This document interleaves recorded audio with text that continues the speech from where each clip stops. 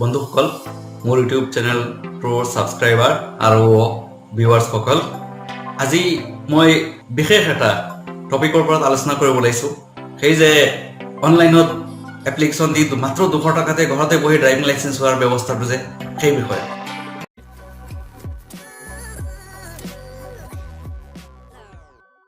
ভিডিঅ'টো অন্তলৈকে চাওক, আপুনি ড্ৰাইভিং লাইচেন্সখন ঘৰতে বহি পায় নে নাপায় সেই বিষয়ে জানিব পাৰিব। আজি কিছুদিন ধৰি কিছুমান নিউজ চেনেলে এটা বাতৰি প্ৰচাৰ কৰি আছে যে মাত্ৰ 200 টকা দি ঘৰতে বহি ড্ৰাইভিং লাইচেন্স পাওঁ। হয়, কথাটো শুনিবলৈ বহুত সিগনেল টেষ্ট দিব নালাগে কম্পিউটাৰত বহি, আৰু ড্ৰাইভিং কৰি কাকো দেখুৱাব নালাগে, ক'তো যাব নালাগে, ঘৰতে বহি অনলাইনত এপ্লিকেশ্যন কৰি পাব পাৰি।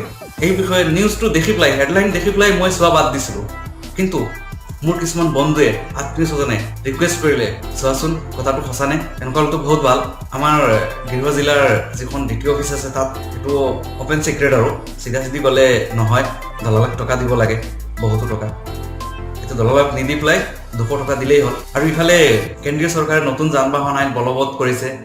এতিয়া ৰাস্তা ঘাটত আগৰ নিচিনাকৈ ড্ৰাইভিং লাইচেন্স নোহোৱাকৈ চলিবও নোৱাৰি। গতিকে সকলোৱে নিউজটো খুব বেছিকৈ চালে। তাৰপিছত উপায় নাই, ময়ো চালোঁ, ভালদৰে A to Z চালোঁ। কি কৈছে? হেৰৌ সংবাদ মাধ্যম আমাক জকাই চুকিয়া বুলি ভাবি এনেকুৱা নিউজ দিব নালাগে, অলপ ভালকৈ দিলেতো হ'ল। কি নিউজ? ঘৰতে বহি মাত্ৰ 200 টকাতে অনলাইনত ড্ৰাইভিং লাইচেন্স? সাংঘাতিক কথা। নাই, তেনেকুৱা নহয়। এইসকলে যিটো কৈছে তেনেকুৱা নহয়। আগতে আমি ফৰ্মখন ফিল আপ কৰি ডকুমেণ্ট সহ ফিজ লৈ দ্বিতীয় অফিচত জমা দিব লাগিছিল। এতিয়া এইখিনি কামৰ অলপ মাত্ৰ অনলাইনত কৰিব পাৰি। আপুনি ফৰ্মখন অনলাইনত ফিল আপ কৰিব পাৰে, অনলাইনত পে'মেণ্টো কৰিব পাৰে। ইয়াৰ পিছত প্ৰিণ্ট আউট লৈ লগত আপোনাৰ ডকুমেণ্টৰ কপি ফৰ্মখনৰ লগত জমা দি আকৌ এই দ্বিতীয় অফিচতে যাব লাগিব। আপুনি কম্পিউটাৰ ছিগনেল টেষ্টত বহিব লাগিব কম্পিউটাৰ ফ্ৰণ্টত। আপুনি গাড়ী চলাই দেখুৱাব লাগিব, যিটো নিয়ম আপুনি অনলাইনৰ যোগে নাপায়।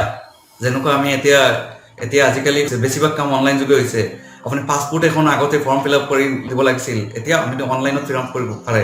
সেইদৰে ড্ৰাইভিং লাইচেন্সৰ আপুনি অনলাইনত মাত্ৰ এপ্লিকেশ্যনখন জমা দিব পাৰে, বাকী নহয়। আপুনি যাবই লাগিব, আপুনি কেমেৰাৰ সন্মুখত বহিবই লাগিব, আপোনাৰ ফটো লাগিব, তাত গৈ ফটো তুলে চিগনেচাৰো মাৰিব লাগিব, আপুনি ড্ৰাইভিং গাড়ীখন চলাই দেখুৱাব লাগিব, তেতিয়াই গৈ আপুনি ড্ৰাইভিং লাইচেন্স পাব।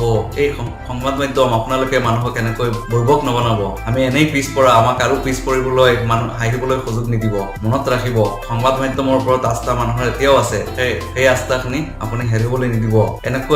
এনেকুৱা নিউজে সংবাদ মাধ্যমৰ ওপৰত মানুহৰ বিশ্বাস হেৰুৱাবলৈ লৈছে। এনেকুৱা নকৰিব।